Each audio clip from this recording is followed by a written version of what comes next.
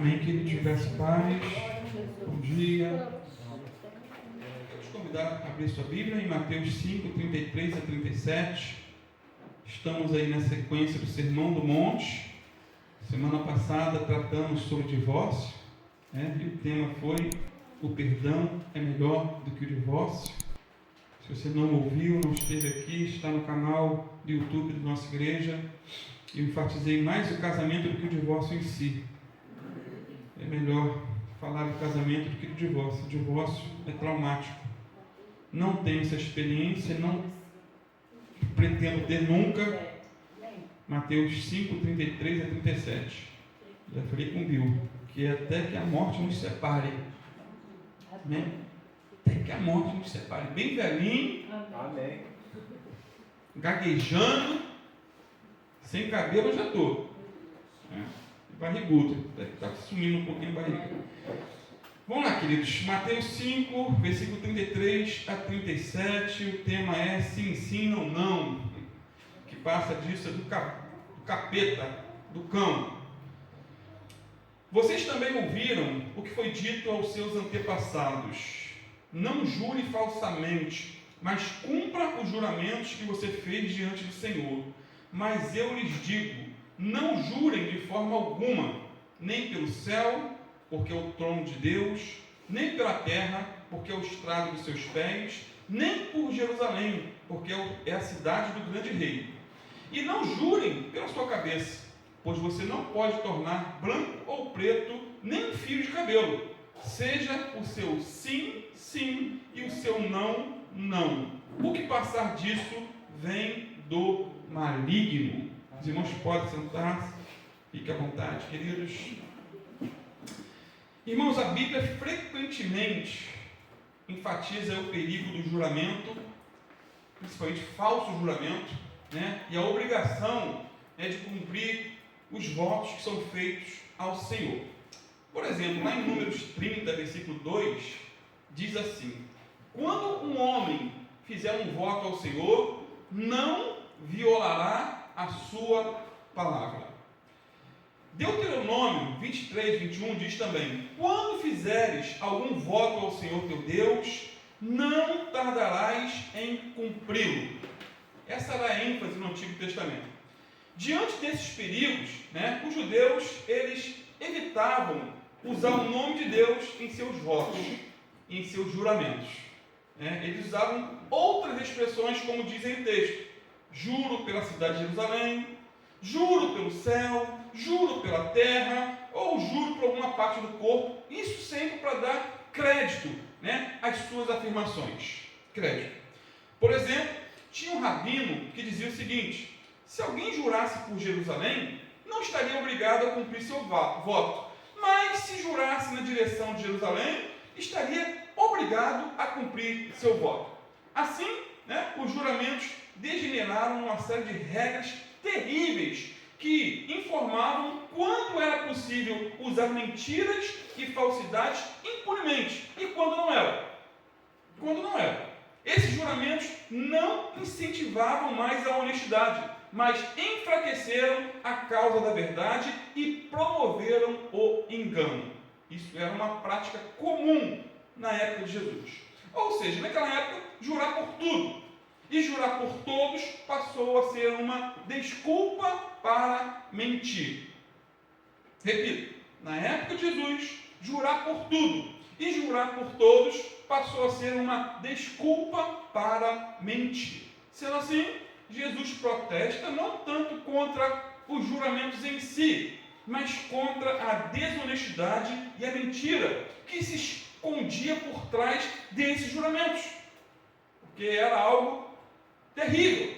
Por exemplo, naquele contexto, mesmo que alguém estivesse falando uma mentira cabeluda, descarada, todos sabiam que era mentira, mas se usasse algum tipo de juramento, a sua palavra devia ser aceita. Eles só não juravam por Deus, com medo de cometerem o pecado da blasfêmia. Então, eu não vou jurar por Deus. Aí jurava por tudo e por todos. Até o apóstolo Pedro, Pedrão, ao negar que conhecia Jesus, ele fez isso com juramento.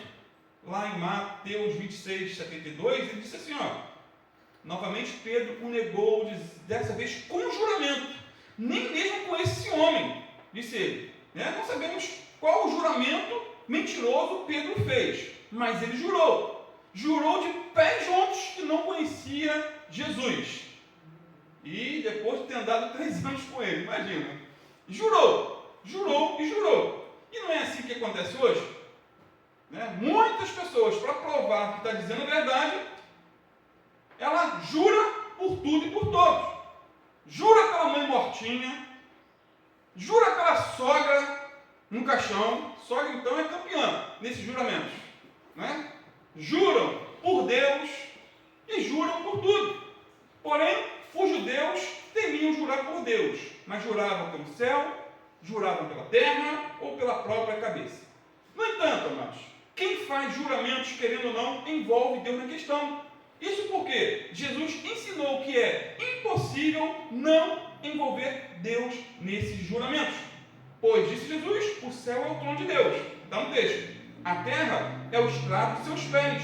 E Jerusalém é a cidade do grande rei. Quanto à nossa própria cabeça, disse Jesus, de que adianta um juramento como esse? Porque não podeis tornar um cabelo branco ou preto. Versículo aí 36. Portanto, se não podemos impedir nem um fio de cabelo de cair, ou de ficar branco ou preto, quanto mais jurar por nossa cabeça. Nossa vida pertence a Deus. Amém? Não há nada neste mundo que não seja de Deus. Sendo assim, mencionando ou não o nome de Deus, Ele está presente de qualquer maneira. Essa, queridos, é a grande e eterna verdade. A vida não pode ser dividida em compartimentos em que Deus está presente em alguns compartimentos e em outros compartimentos não está presente. Não se pode usar um tipo de linguagem na igreja e outro na fábrica, outro no escritório, outro no lar. Não pode. Não pode haver algumas normas que orientem a conduta na igreja e outras normas diferentes que estabeleçam o que é bom ou mal fora da igreja ou no mundo dos negócios, por exemplo. Às vezes a pessoa na igreja é uma, lá fora é outra. Tem muito crente mentiroso. Portanto, Jesus nadou contra a maré da sua época. Todos juravam para darem crédito às suas palavras mentirosas. Mas Jesus disse o quê? Não jurem. Que o seu sim seja sim. Que o seu não seja não. Basta isso. E Tiago 5,12 replica o que Jesus disse da seguinte maneira. Tiago foi irmão por parte de mãe do Senhor. Ele disse o seguinte: mas sobretudo, meus irmãos, não jureis, nem pelo céu, nem pela terra, nem façais qualquer outro juramento, mas que a vossa palavra seja sim, sim, não, não, para que vocês não sejam condenados. Portanto, quem faz juramentos busca com isso o quê? Dar mais peso ou mais crédito à sua palavra. E quem precisa jurar para ser confiável, evidencia não confiar nem em si mesmo. O cristão não precisa jurar. Amém? Amém? Sua palavra tem que ser sim, sim, não, não. O que passa disso, Jesus disse que vem do maligno e leva à condenação, como enfatizou Tiago na sua carta, capítulo 5, versículo 12. Agora, qual a atitude de um cristão? Você deve estar se perguntando. Num tribunal onde é comum fazer juramentos. Eu nunca fui a um tribunal, espero não ir, nem a favor, nem contra, nunca botei ninguém na justiça.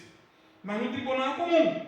Se no tribunal o procurador, os advogados de defesa, o júri e os juízes tivessem a certeza que os réus ou as testemunhas falariam a verdade e nada além da verdade, colocar a mão sobre a Bíblia e jurar seria desnecessário.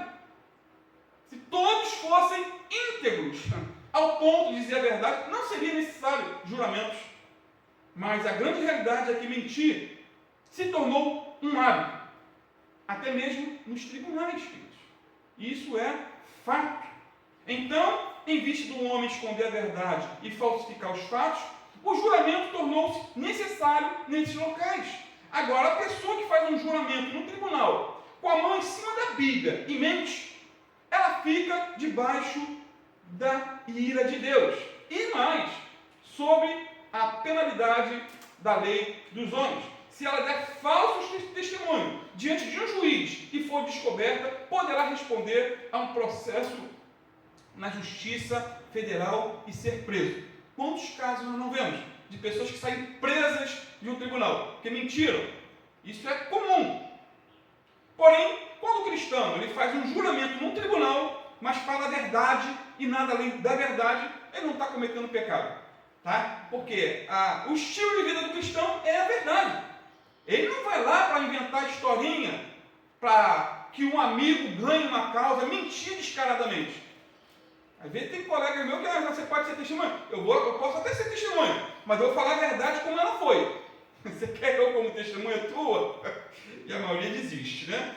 Portanto, queridos, o que está em jogo em tudo isso que Jesus está tratando aqui não é o juramento em si, mas a falta de veracidade nas palavras.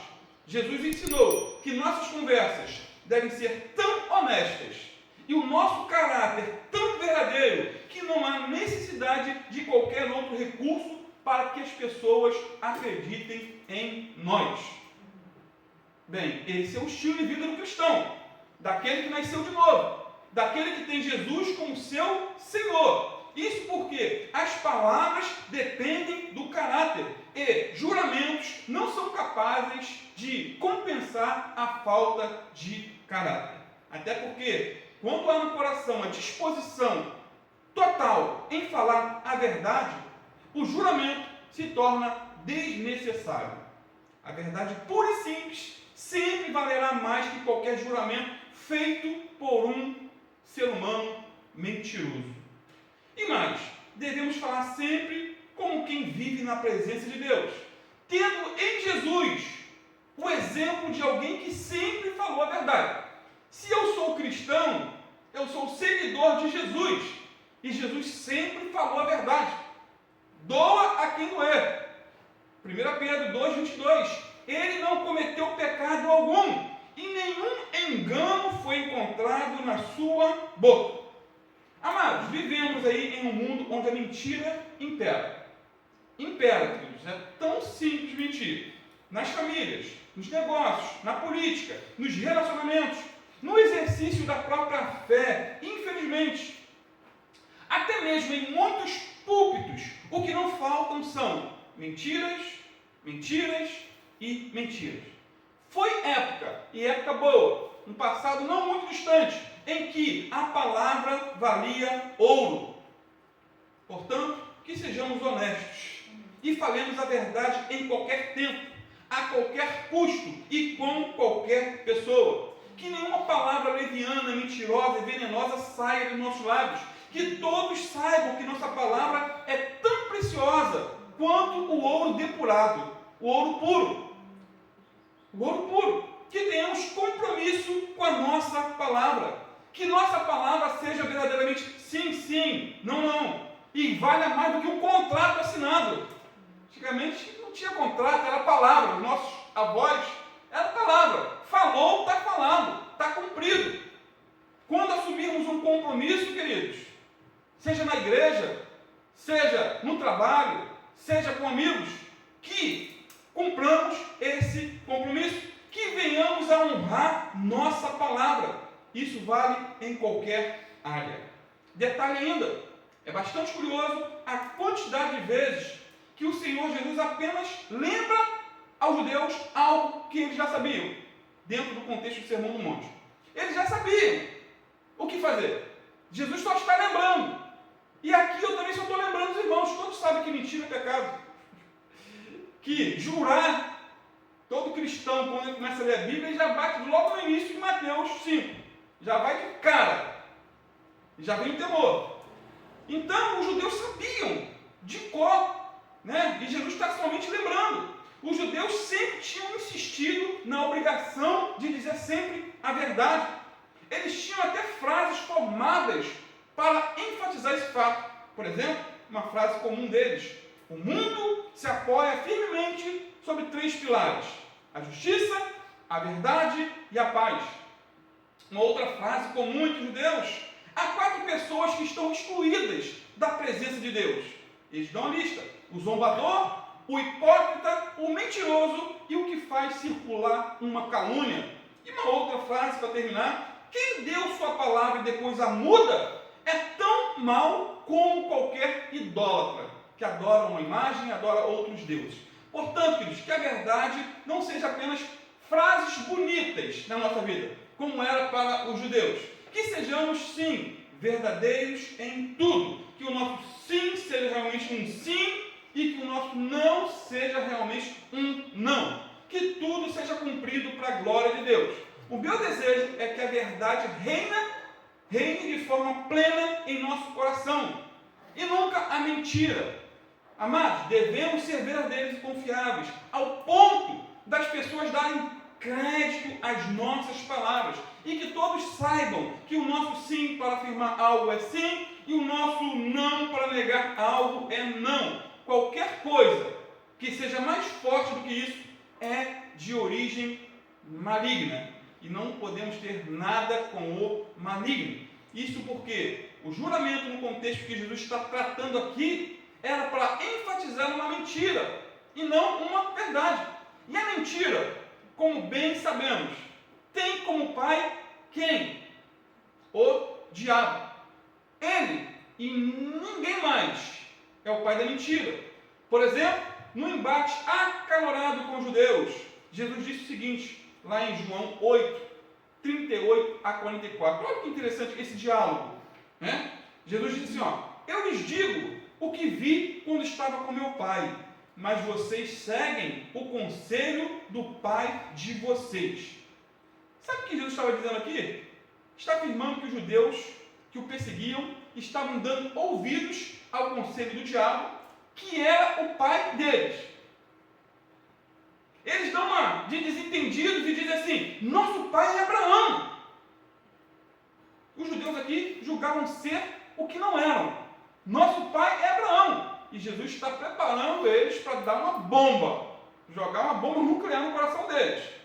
Isso porque é importante, né, dentro desse contexto aqui, não é ter o sangue de Abraão correndo nas veias, mas ter a fé de Abraão habitando no coração. Eles diziam ser filhos de Abraão, mas estavam agindo como o diabo.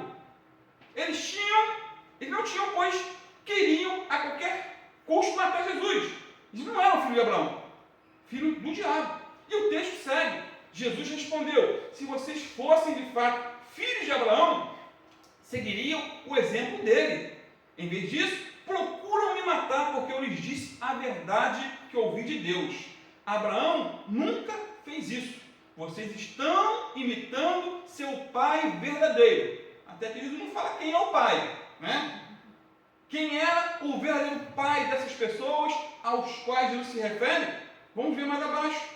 Eles disseram assim, não somos filhos ilegítimos, retrucaram. O próprio Deus é o nosso verdadeiro pai. Olha que situação constrangedora. Primeiro eles dizem em alto e bom som que são filhos de Abraão. Agora dizem que são filhos de Deus. Porém, o estilo de vida deles mostrava o quê? Uma outra realidade. Naquele contexto, os judeus estavam enganados acerca da sua filiação. Irmãos, a pior escravidão é aquela em que o cativo não reconhece a sua situação. Essa é a pior escravidão que existe. Pensar ser livre quando na verdade é escravo. E esse era o contexto daquelas pessoas que estavam ali no debate com Jesus. Os fariseus e outros líderes religiosos acreditavam ser livres, mas na verdade estavam sujeitos a uma terrível escravidão espiritual, servindo ao pecado e ao diabo. Negaram-se a encarar a verdade, e no entanto somente a verdade podia libertá-los. E continuando aqui o capítulo 8, Jesus disse mais, Jesus lhes disse, se Deus fosse seu pai, vocês me amariam, porque eu venho até vocês da parte de Deus. Não estou aqui por minha própria conta, mas Ele me enviou. Por que vocês não entendem o que eu digo? É porque nem sequer conseguem me ouvir, pois são filhos de seu pai, o diabo, e gostam de fazer as coisas perversas que ele deseja. Ele foi homicida, assassino, desde o princípio. Sempre odiou a verdade, pois não há verdade alguma nele. Quando ele mente, age de acordo com o seu caráter, pois é mentiroso e pai da mentira. Queridos, a natureza ela é determinada pelo nascimento, e o nascimento é determinado pela paternidade. Se Deus é nosso Pai, partilhamos da sua natureza divina. Mas, detalhe, se Satanás é nosso pai, partilhamos da sua natureza perversa. Porque só existe duas filiações, ou filho de Deus ou filho do diabo. O apóstolo João vai falar isso na primeira epístola. Quem são os filhos de Deus e os filhos do diabo? Que Deus tenha misericórdia de nós.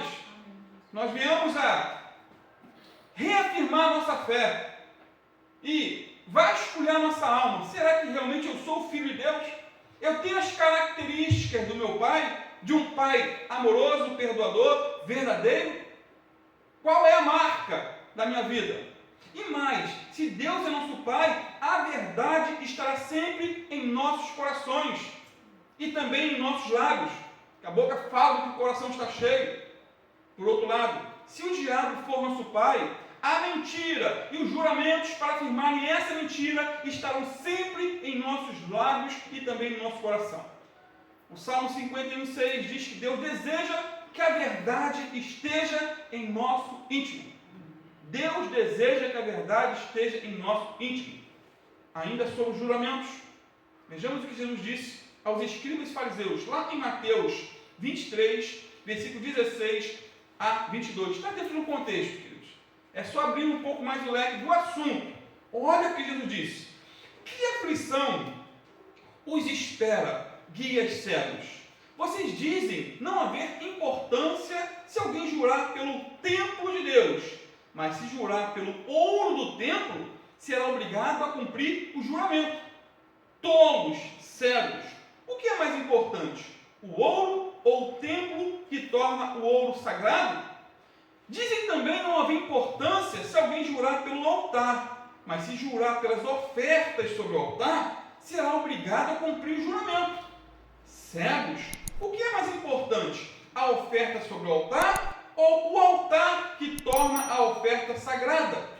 Quando juram pelo altar, juram por ele e por tudo que está sobre ele. Quando juram pelo templo, juram por ele e por Deus que nele habita. Quando juram pelo céu, vocês juram pelo trono de Deus e por Deus que se senta no trono.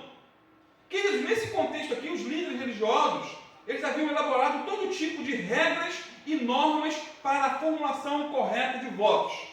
Então havia 613 mandamentos e incluía também essas questões de votos. Eles haviam determinado quais juramentos precisavam ser mantidos e quais poderiam ser violados. Então, esse juramento eu posso violar, esse aqui eu tenho que cumprir. Faziam regrinhas, compartimentos. Eles forneciam ao povo formas de escapar das obrigações assumidas. Por exemplo, eles ensinavam que se alguém fizesse um juramento pelo templo, não era necessário cumpri-lo. Contudo, se jurasse pelo ouro do templo, então era preciso respeitá-lo. Você vai ter que cumprir o voto. Você fez um voto pelo ouro do templo.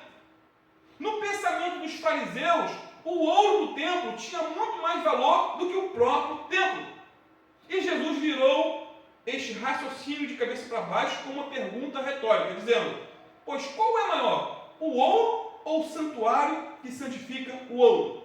A resposta óbvia era o templo, a casa de Deus, pois o templo santifica o ouro, e não o contrário. E mais, queridos, os fariseus consideravam os sacrifícios mais importantes e significativos do que o altar onde eram apresentados os sacrifícios. Portanto, Jesus destacou mais uma vez que o altar santificava o sacrifício. Logo, o altar era o objeto mais significativo pela qual deveriam jurar. Agora, sabem qual é a grande verdade? Por que eles enfatizavam tanto os juramentos feitos pelo ouro e pela oferta do templo? Por que tinha que ser cumprido? Se orar pelo ouro e orar pela oferta, vocês têm que cumprir, hein? Porque eles visavam o lucro. estavam de olho na grana, eles amavam dinheiro, eles desejavam tanto o ouro como a oferta do altar. Amados, os fariseus levavam o povo a jurar por coisas que lhes dessem lucro e ganho pessoal. Vai trazer retorno financeiro. Eles estavam mais interessados no material do que no espiritual. Estavam mais interessados em adquirir do que em dar. Eles amavam o dinheiro. Eles queriam as dádivas e o ouro do altar. Eles não buscavam a justiça de Deus. Só desejavam conquistar benefícios para si mesmos. E para isso, o que fizeram? Criaram aí um sistema religioso que lhes permitiam roubar Deus e os outros e ainda assim manter uma boa reputação de bons religiosos. O mesmo acontece hoje. Existe aí um sistema religioso criado nas profundezas do inferno para arrancar até o último centavo das pessoas. Foi criado no inferno, não tem outro local, não tem outro lugar. Milhares e milhares de pessoas são roubados através de votos, campanhas financeiras e até leilões dentro da igreja. Absurdos os mais variados, imagináveis e inimagináveis. Pessoas são pressionadas a depositar todo o seu dinheiro por meio de um voto, ou uma campanha em cima do altar de uma igreja com a promessa de ter a vida financeira transformada para melhor. Isso eu não estou inventando. Irmãos, a coisa é tão escandalosa, vergonhosa, e por que não dizer absurda, que é revoltante. Por exemplo, uma senhora estava com um filho preso, história verídica. Na data da fogueira santa, ao invés de fazer o sacrifício, ela pagou um advogado para que o filho fosse tirado da cadeia. E ela não fez o sacrifício. Logo que saiu da cadeia, o rapaz foi assassinado. E os pastores pegaram essa história dizendo que ela preferiu se preocupar com o filho do que honrar seu voto na fogueira santa. E, consequentemente, por conta desse descaso dela no voto, a culpa dela, o filho foi assassinado. Imagine a cabeça de uma mãe dessa.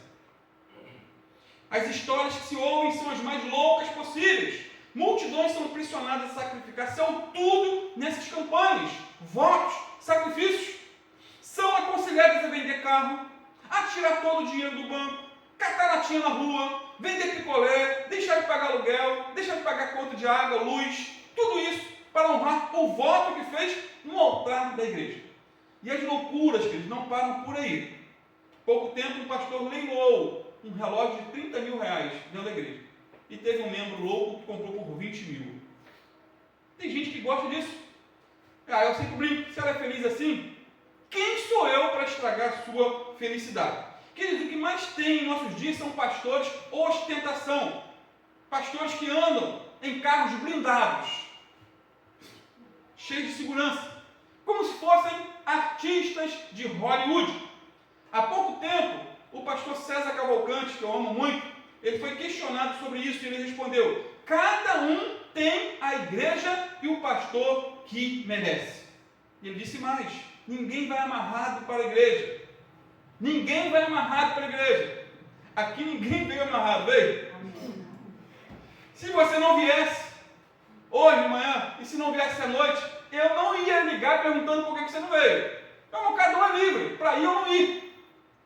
Eu não sou o Espírito Santo, é o Espírito Santo que convence. E se ele não obriga ninguém, quem somos nós para obrigar alguém? Esse não é o meu papel.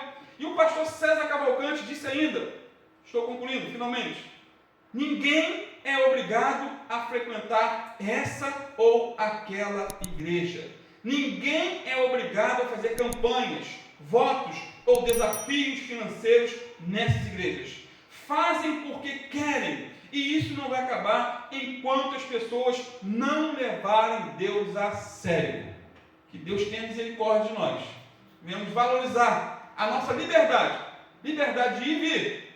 De estar aqui ou lá. Mudar de igreja se for essa direção do Espírito Santo. Que Deus venha nos dirigir, nos abençoar, nos orientar mais e mais para a glória dele em nome de Jesus. Amém, queridos?